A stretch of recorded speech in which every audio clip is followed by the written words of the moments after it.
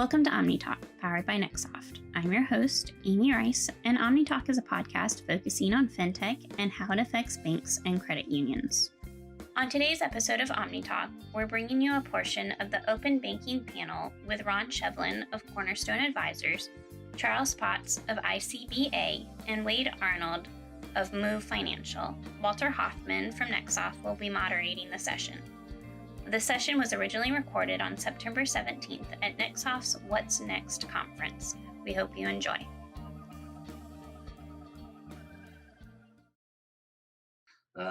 Future of open banking is obviously a pretty heavy topic when you think about, all the evolution of technology we've seen, especially, I would say, in the last 3 years.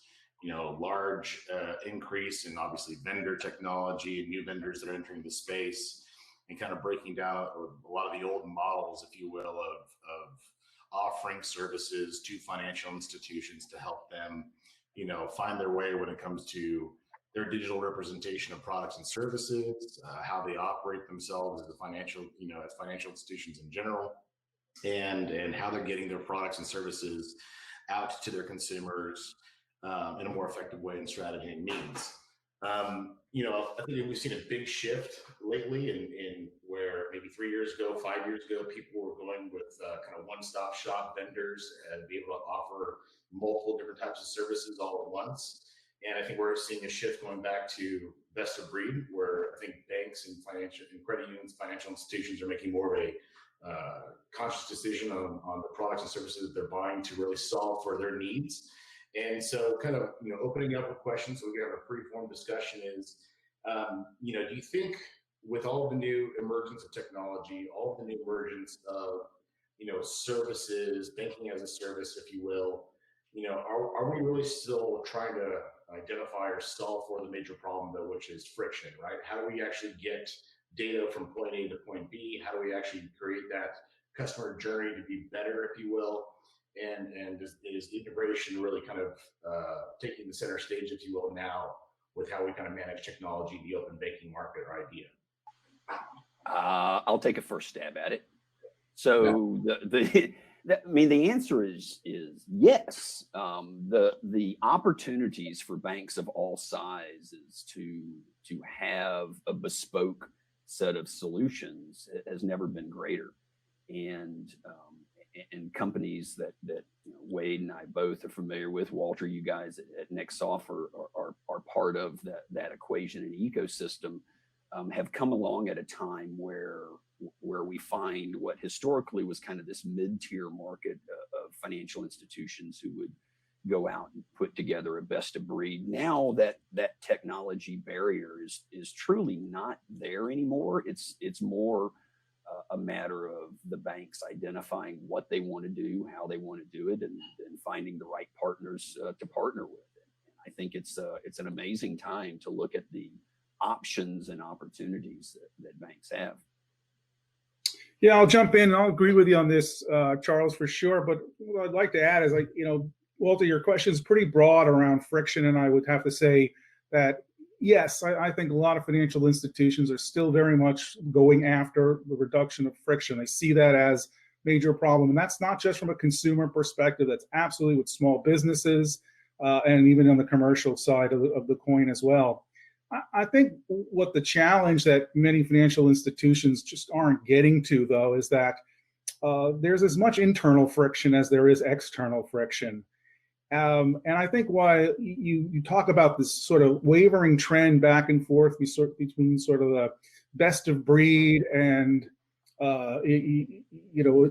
integrated solutions, I think that kind of mirrors the wavering back and forth internally from sort of a decentralization to centralized approach.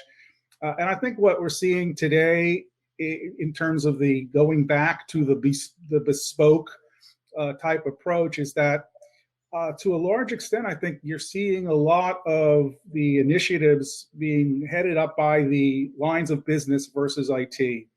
And I think this is a reaction to problems with the core, issues internally with IT, but the need to just move faster. That's the challenge, is there's the friction, but there's just huge pressure that financial institutions are feeling right now to react in a much quicker, faster time frame. And that's causing them to say, the hell with IT, the hell with standards, the hell with integration. Let's go get this solution done and figure out the back end later. Yeah, adding on to what Ron's saying there, I think the macro trend that I'm seeing in financial services, if you think of 2010 to 2015, buzzword bingo was omni-channel.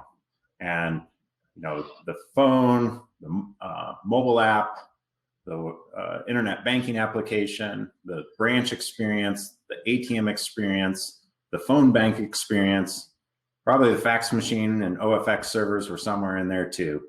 All had to be exactly the same for every single customer, right? And I think that's a heavy load, right? Where everyone gets everything everywhere.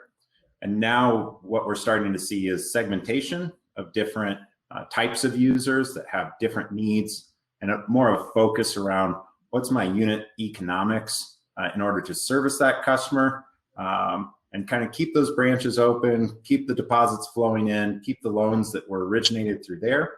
But let me try something new, segmented off of that traditional banking structure.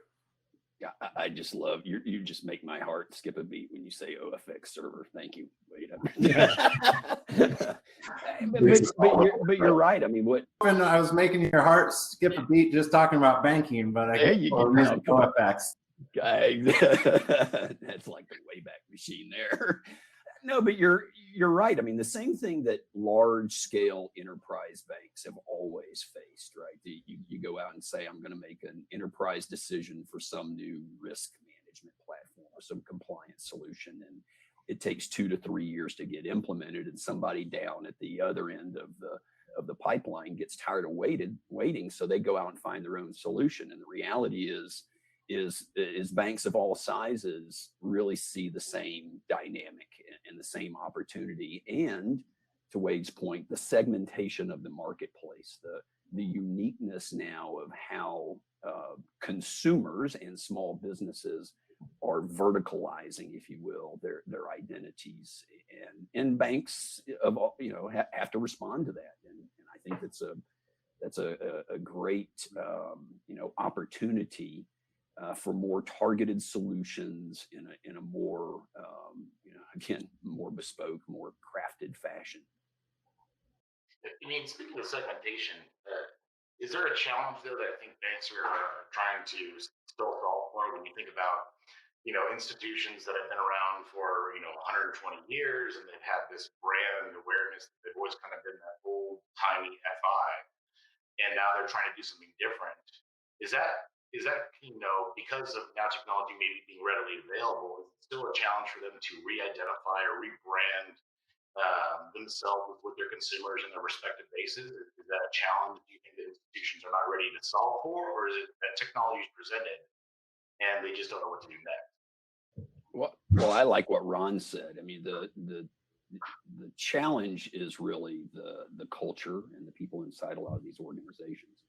And so there is a move, regardless of the age of the bank, there is a move on the part of many of them is to find people inside their organizations, or bring people in from the outside who can take on that challenge.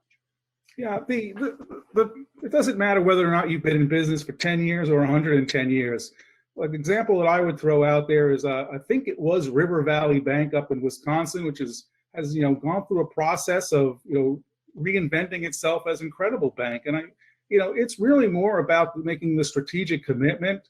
Whether that part of that is culture for sure, but part of that is strategy. And I think that's what's kind of missing is, we've always talked about the need to sort of align business strategy with IT, but today you can't kind of distinguish the two.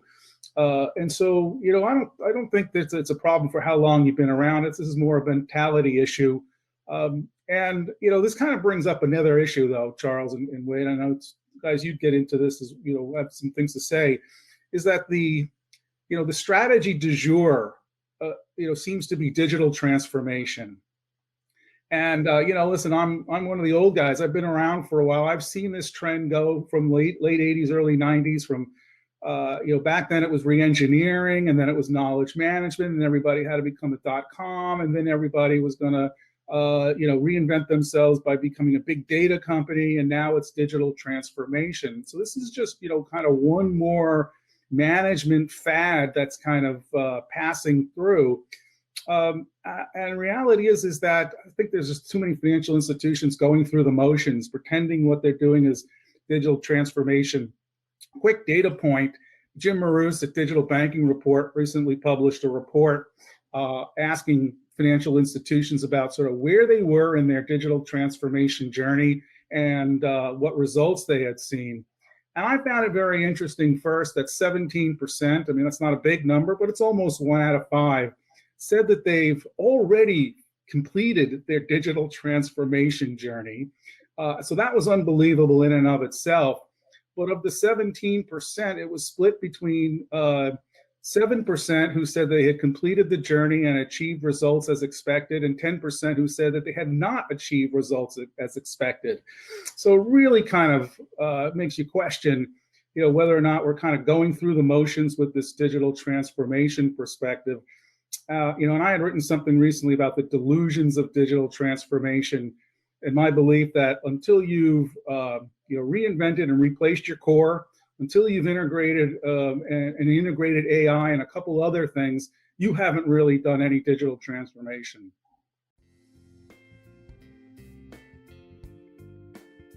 This episode of OmniTalk was sponsored by NXTsoft. NXTsoft is your all-in-one stop to help your company secure, connect, and optimize your data. Welcome to Data Done Right. Thanks for listening to this week's episode of OmniTalk. To listen to the whole version of the Open Banking panel, visit www.nextsoft.com. As always, stay safe and stay well.